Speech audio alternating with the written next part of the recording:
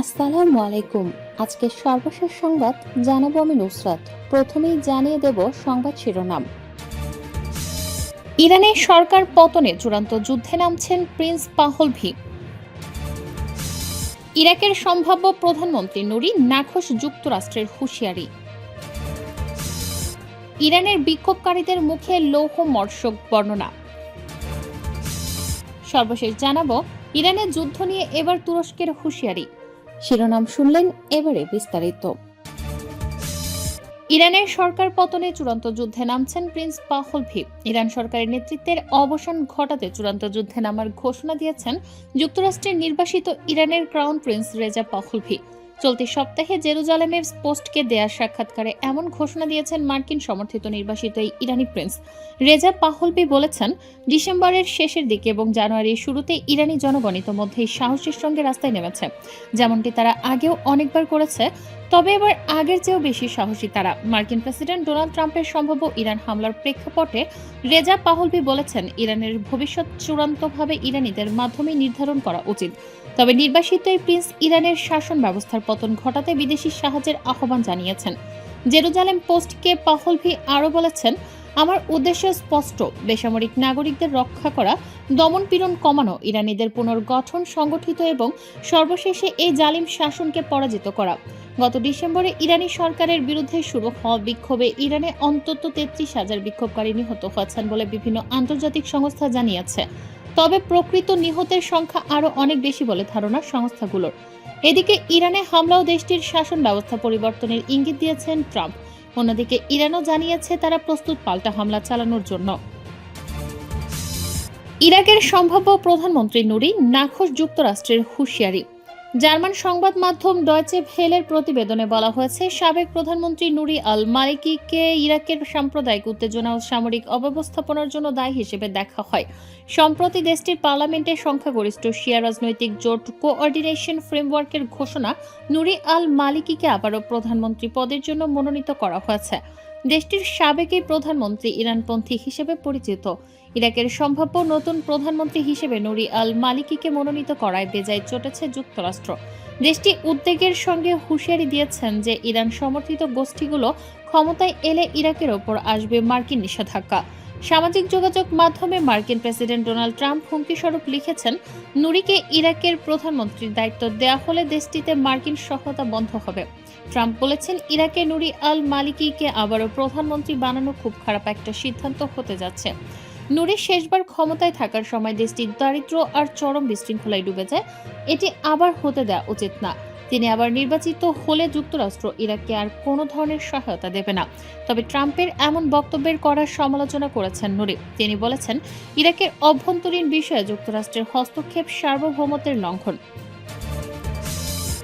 ইরানে বিক্ষোভকারীদের মুখে লৌহমর্ষক বর্ণনা। মানুষ আমাদের সাহায্য করেছিলেন এবং আমরা একটি গাড়িতে উঠেছিলাম। আমি বলেছিলাম, আমাদের হাসপাতালে নিও না। তারা নামের একজন বিক্ষোভকারী এবং তার বন্ধু ইরানের মধ্যাঞ্চলীয় শহর ইস্পাহানে একটি বিক্ষোভে যোগ দিতে যাচ্ছিলেন। ঠিক তখনই মোটরসাইকেলে করে নিরাপত্তা বাহিনীর সদস্যরা আসে এবং জনগণের উদ্দেশ্যে চিৎকার করতে শুরু করে। বিক্ষোভের সময় ইরানের নিরাপত্তা বাহিনীর চলা দমনপীড়নের চিত্র এভাবে প্রতিবেদনে প্রকাশ করেছে বিবিসি।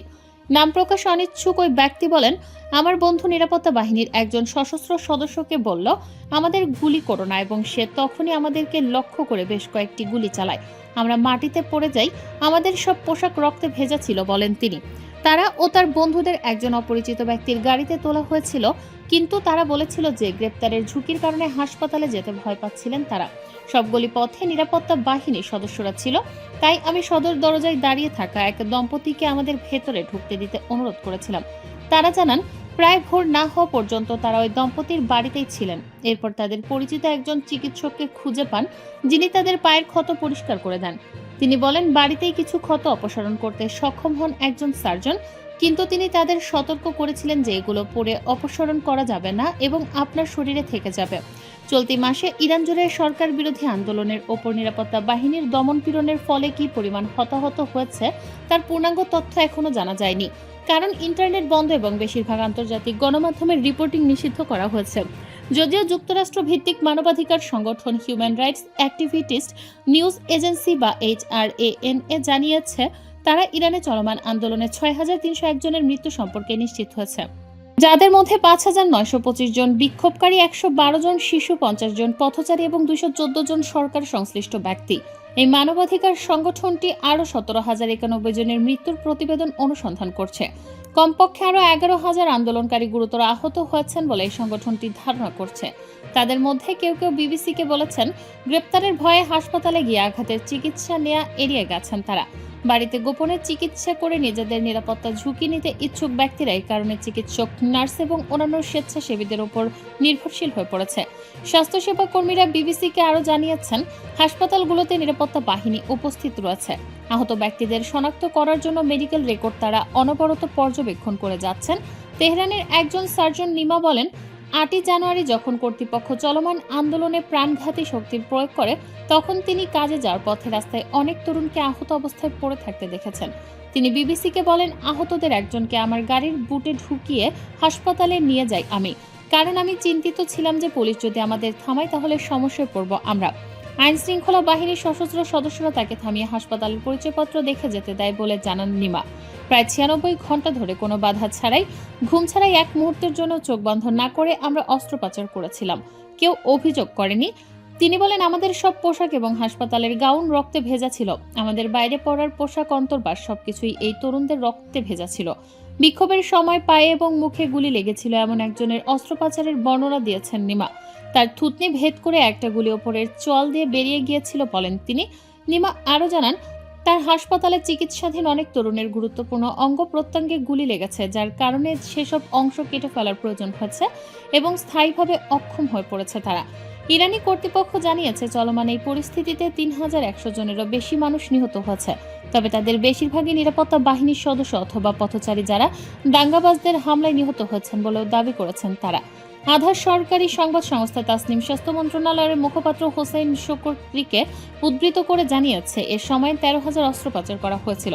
তিনি বলেন, সৌভাগ্যবশত মানুষ স্বাস্থ্য মন্ত্রণালয় এবং হাসপাতালগুলোর ওপর আস্থা রাখে। চিকিৎসা কেন্দ্রগুলোতে সকল আহত ব্যক্তিদের নিরপেক্ষভাবে চিকিৎসা দেওয়া হয়। এই আস্থার কারণে গত 6 দিন ধরে বাড়িতে চিকিৎসা করা প্রায় 3,000 মানুষ হাসপাতালে চিকিৎসা নিতে বাধ্য হয়েছে। তেহরানের ফারাবি চক্ষু হাসপাতালের প্রধান ডাক্তার কাশেম ফাকরাই আরেকটি আধা সরকারি সংবাদ সংস্থা ইসনাকে জানিয়েছেন যে 10 জানুয়ারি পর্যন্ত চোখে গুরুতর আঘাতপ্রাপ্ত 700 রোগীকে চিকিৎসা দিয়েছে। প্রায় 200 জনকে অন্যান্য হাসপাতালে রেফার করা হয়েছে।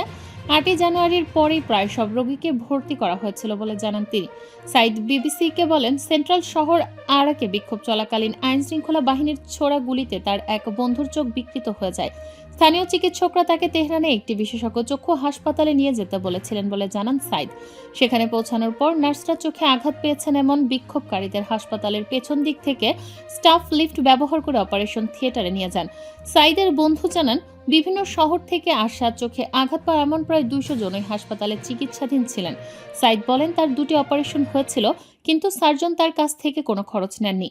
তেহরানের একজন স্বাস্থ্যসেবা কর্মী আরও জানিয়েছেন, চিকিৎসকরা মেডিকেল রেকর্ডে গুলির ক্ষত উল্লেখ করা এড়াতে চেষ্টা করছেন, কারণ আইনশৃঙ্খলা বাহিনী তাদের ওপর ক্রমাগত নজর রাখছিল।